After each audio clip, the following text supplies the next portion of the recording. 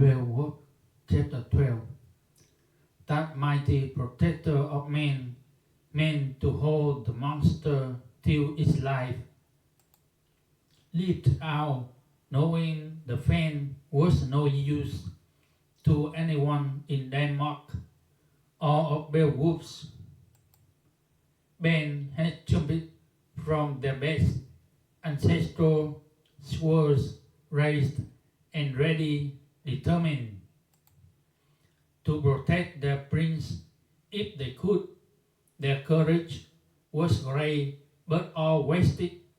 They could hack at Grendel from every side, trying to open a path for his evil soul, but their palms could not hurt him.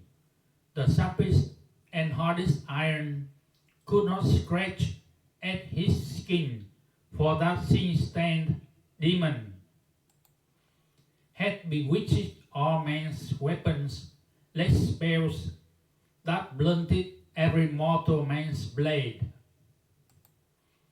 And yet his time had come, his days were over, his death near, down. To hell he would go, swept, groaning, and helpless, to the waiting hands of still worse fiends.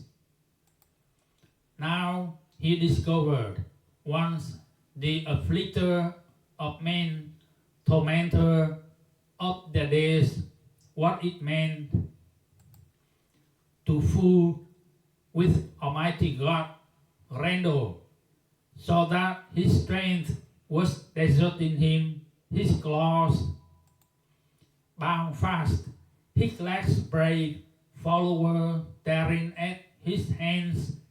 The monster's hatred rose higher, but his power had gone.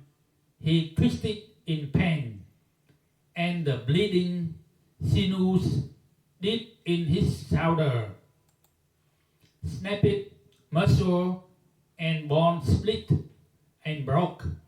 The battle was over. Beowulf had been granted new glory. Grendel escaped, but wounded as he was, could flee to his den, his miserable hole at the bottom of the marsh, only to die, to wait for the end of all his days. And after that bloody combat, the Danes laughed with delight. He who had come to them from across the sea, bold and strong-minded, had driven affliction off Birch's herald clean. He was happy now with that nice feast work.